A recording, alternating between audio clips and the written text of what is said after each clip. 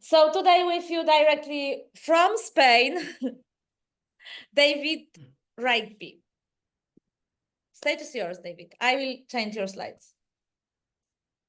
Okay, well, good afternoon, or yes, as in what I say in Spain, good afternoon.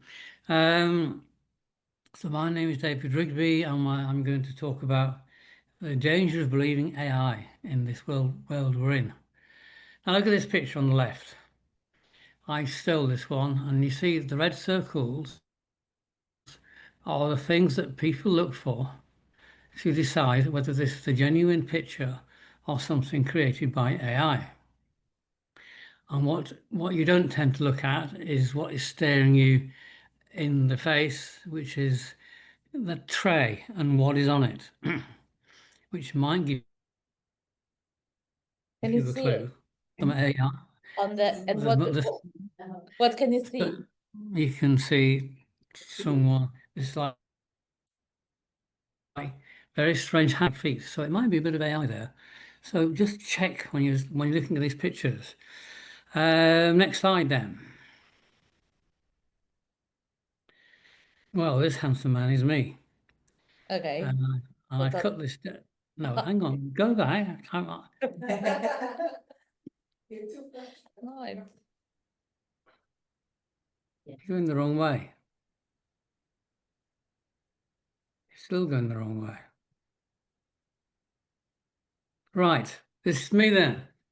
I do all these wonderful things. Significant to working in diversity is I've worked in 22 different countries, and I have this wonderful team of 30 associates within SmartCoaching&Training, and we've got there 4 continents, 14 languages, 5 religions, and an age range of almost 50 years. So I reckon we're pretty diverse, and we also think differently. And the only one criteria I insist on is on this big line between interesting and boring, that my associates are interesting. Next slide, please.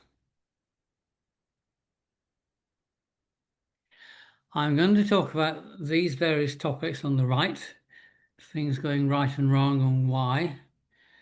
And I'm also illustrating different left. And so this is a nice picture of, this is my gender diversity picture showing women, and all of these are women singers. So next slide, please.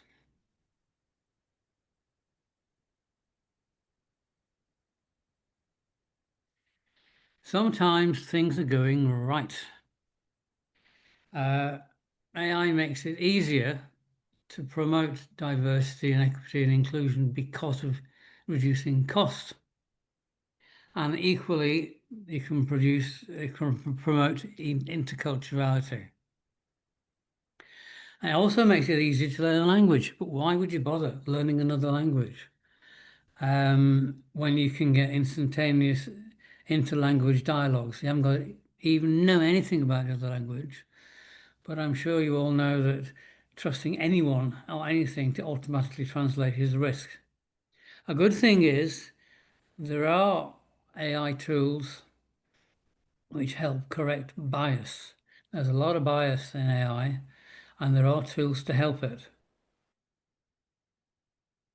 And a basic is it's much easier and cheaper to develop things, so more things are available.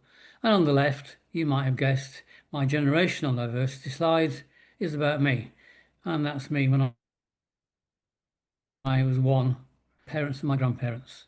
Next slide, please.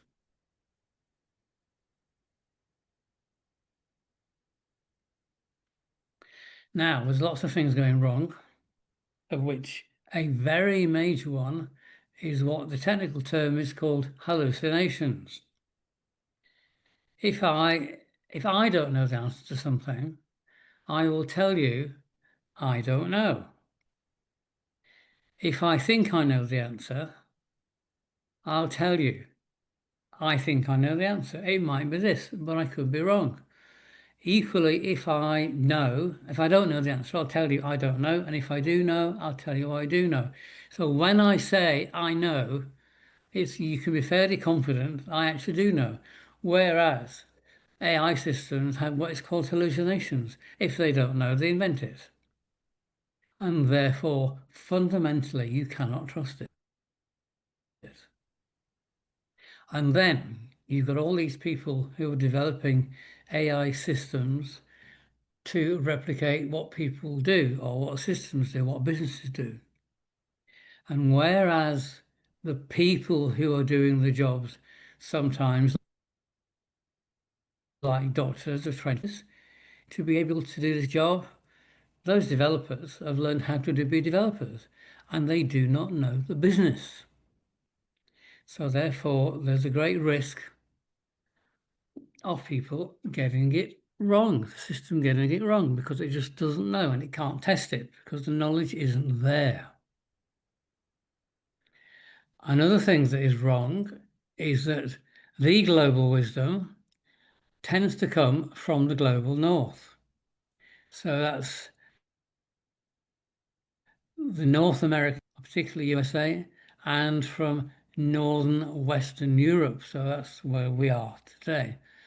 And anything else, messages from Africa and the Far East, and it's just totally ignored. It just doesn't get there.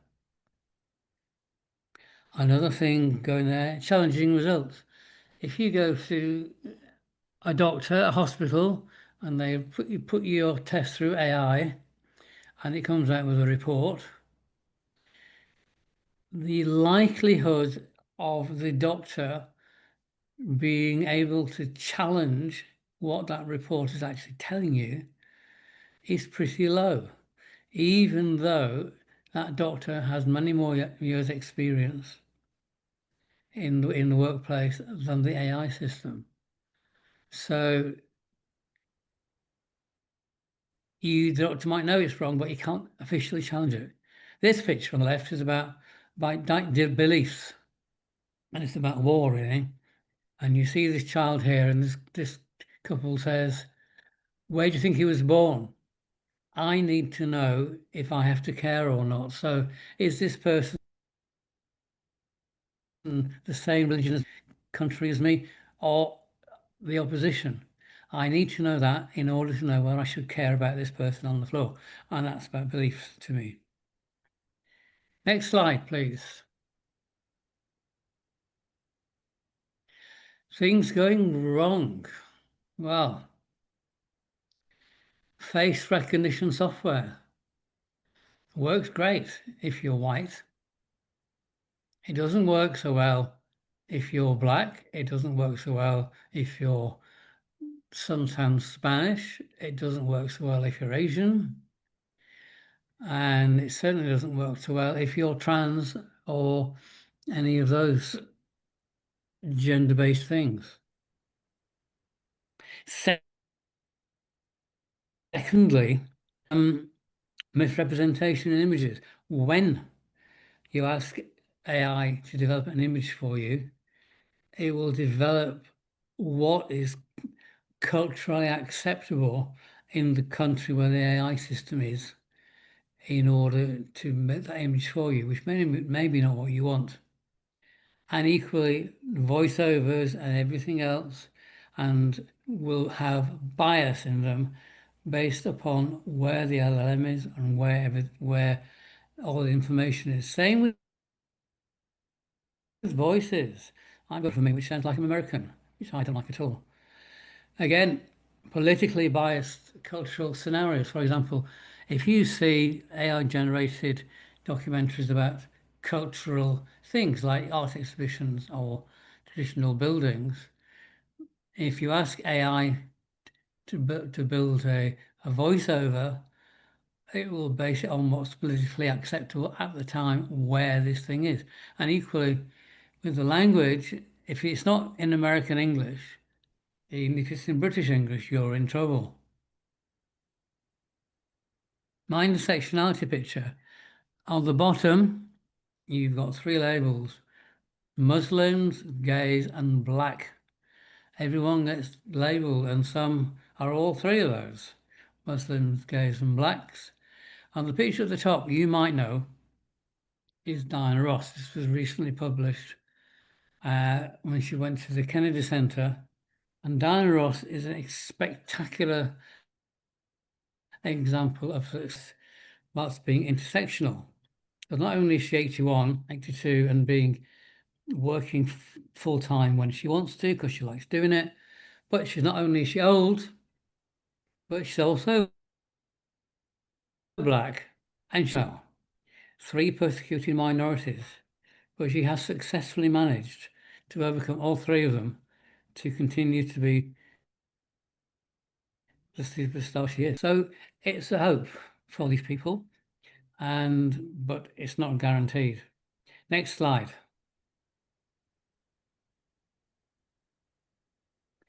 So what causes all these problems, all these dangers within diversity and interculturality?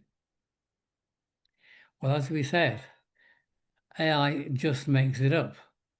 So if it doesn't know anything about you, it'll make a good guess. Or in fact, it'll make a guess, right or wrong. And you really have to challenge it. And then it apologizes, and eventually you might get precisely what you wanted. And the lesson you have to learn is how to ask the right questions. Large language models, which we're going to talk about, are inherently and totally biased. We'll talk about that in a second. And as we said earlier on, people don't or can't challenge the results of AI. So you're getting misdiagnoses. For example, women with cancer got missed because in Kenya, there's people in Scandinavia, mortgage applications are being missed or turned down because their name sounds foreign. Not very good. And then finally, most of the large language models are in American English. And if you're not, then there you are.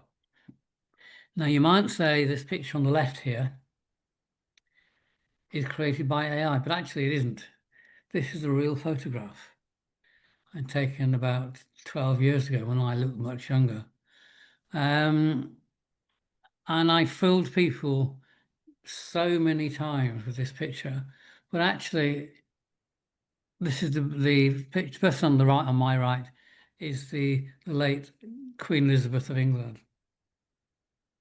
And I took this photograph. I had this photograph taken with a cardboard cutout of the Queen. And it's filled so many people. But one of the great things about, certainly in England, diversity, you've got the class system, you've got those who are wealthy and those who are not, and you've got those who are educated and those who are not. And those diversities, particularly in the UK, are absolutely crucial. If you haven't got the right accent, you're not going to get on. That's life. Next slide, please. Here we are, large language models. Here are a bunch of languages taken from a shop in Madrid. But the large language models are sourced from many places. All of them are biased. So, in the American English ones, 60% of data comes from the common core of the American English websites. That is, sites written in American English. And who writes those? Typically young white men. Next, so there's all the biases there. 22% of the data comes from what is called Open Web Text 2. And this comes from Reddit user base. And guess what? It's young and it's male. 69% of the people who use Reddit are male. 64% of those are aged between 18 and 29. So again, the data is skewed to all these young males. and probably white and Christian and Republican as well. Then another source of information I was called weird participants. Now, weird is Western educated, industrialized, rich, and democratic. When people do studies in America, they typically use as subjects the guinea pigs with providing the data are their chums at the university. These are the weird ones. They only represent 12% of the world's population. So again, the background study is very, very biased, and it's certainly. Then we have models which are not in American English. British English, French, and German come from much smaller sources, and they can be biased in their own ways.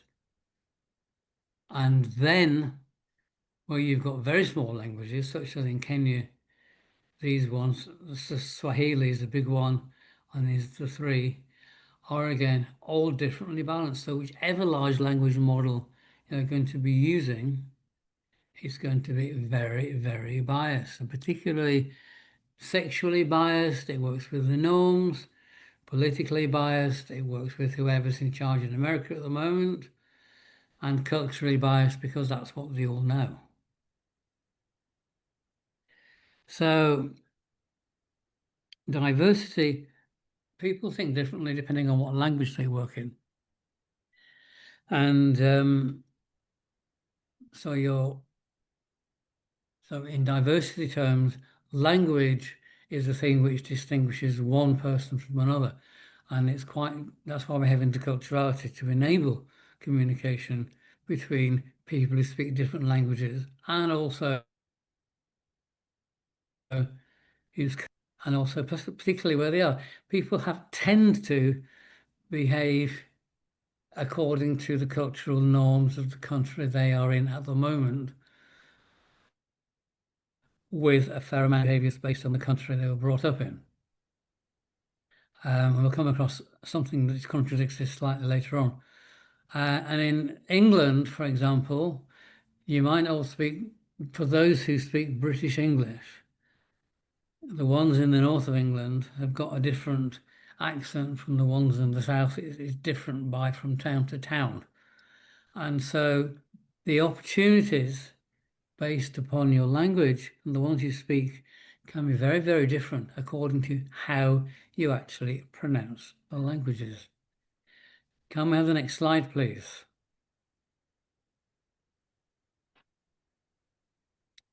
And then more bias. Here we have a picture of neurodivergent people.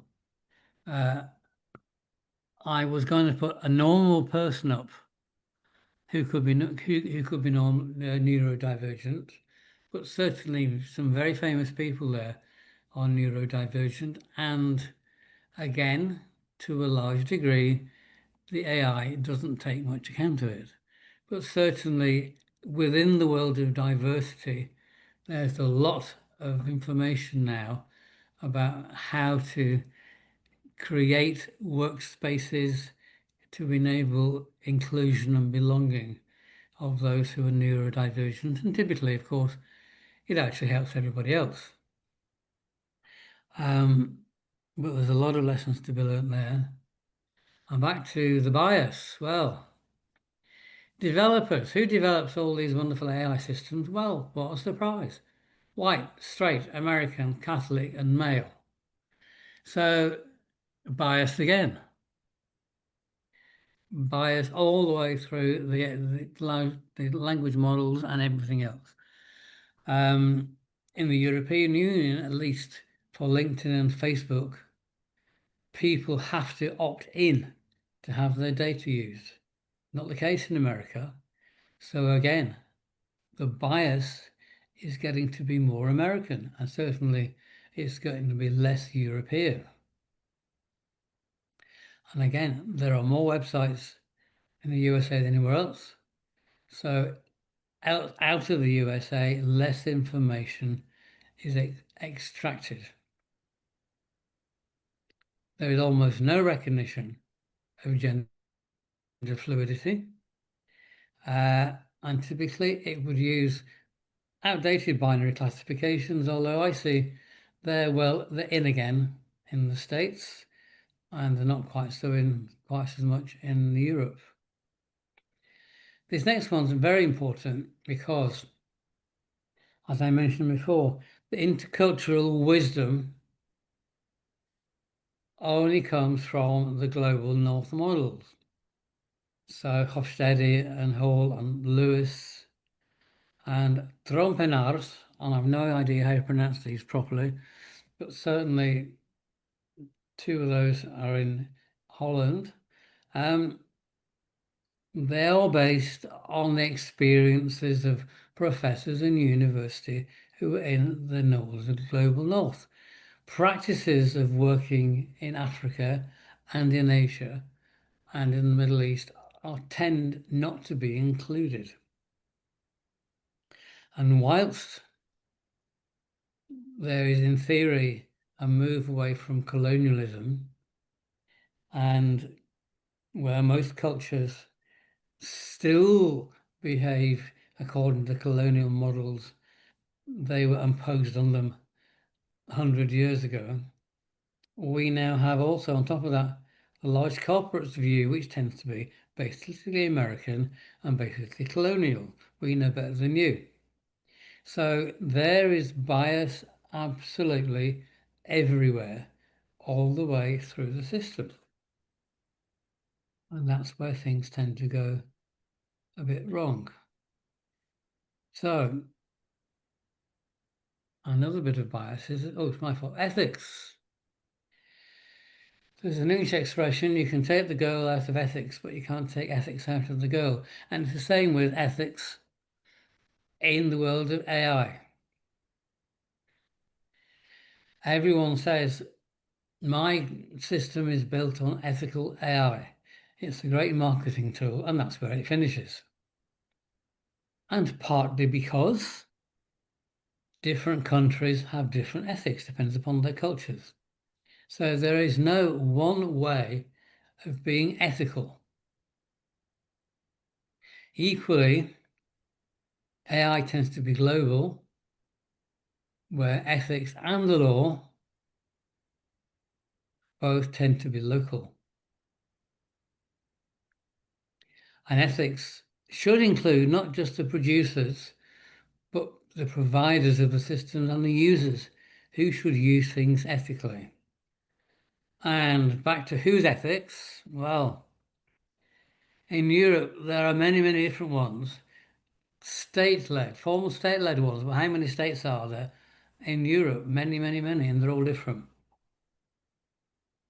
United States works on the principle of innovation first, regulation second, or even later, or not at all, and then doesn't try to enforce it. And China sort of does the opposite, where the ethics is state-led and you have to behave that way. So here we have a bit of diversity to do with sexuality. This is my... Can you go back, please? Yeah, we just have to wrap up. This is why I wanted to speed. Sorry. All right, you want me to wrap up? Okay, this is my wonderful friend, Mela, who's a trans woman and is very, very successful. Right, in conclusion, first of all, I'm going to talk about the way people will think. This is cognitive diversity, and this is me doing a comedy routine, demonstrate it. And in summary, AI can offer many breakthroughs, as it can do things cheaper. It's still got, you can't trust absolutely anything it tells you because of the hallucinations. You've got all the bias everywhere because of the misinformation results, and that results in losing trust. There will be regulatory backlash. The fundamental issues are biases in data, and that means minorities will become more persecuted and more disadvantaged. And whilst these issues are well known, there is no benefit to the developers in actually fixing them. So next slide, please, and then you can ask me any questions over this. This is some of my team. Thank you very much, David.